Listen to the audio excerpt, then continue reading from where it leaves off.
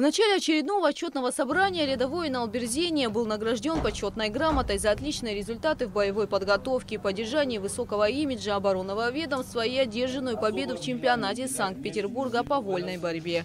От имени министра обороны. Служу в Республике Абхазия. О проделанной в марте работе отчиталась военная комендатура. Согласно отчету, все запланированные мероприятия выполнены по графику. Затем отчитался начальник разведывательного управления.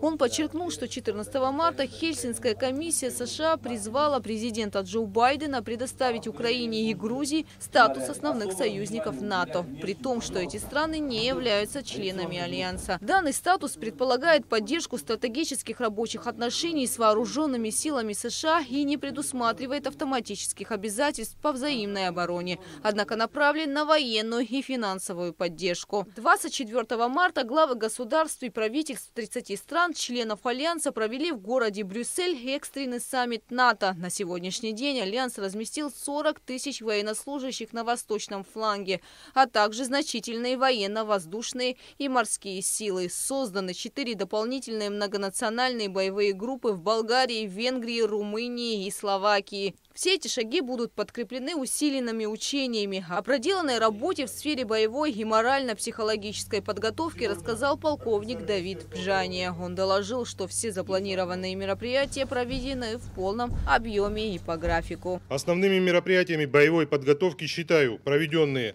ротно-тактические учения с боевой стрельбой. Это 1-й, 2-й отдельные мотострелковые батальоны и комендантская рота.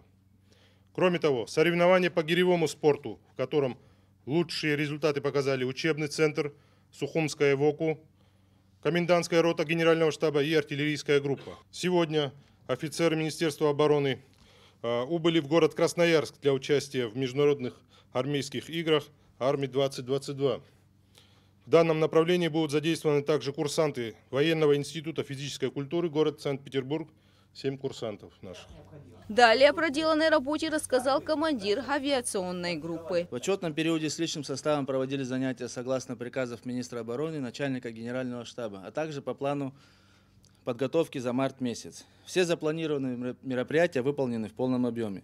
Основными задачами считаю выполнение сборов по применению ЗУ-23-2 на базе авиационной группы, результаты которых были закреплены практическими навыками с огневым применением на полигоне Цабал.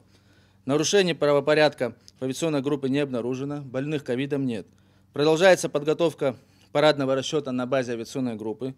К задачам на следующий месяц готовы. Командиры артиллерийской группы, батальонов и комендантской роты также доложили, что в их подразделениях все выполнено в запланированные сроки и в полном объеме. С ВОКу тоже все по графику. О проделанной работе рассказал начальник учебного центра Минобороны Андрей Барцец. 24 марта по решению министра обороны и председателя Государственной службы охраны в учебный центр переведены военнослужащие в количестве 27 человек для дальнейшего прохождения военной службы.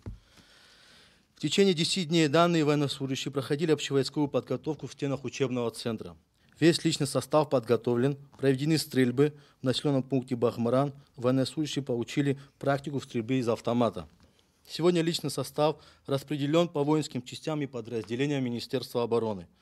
Задачи на следующий месяц – подготовиться к весенней призывной комиссии и качественно принять новобранцев.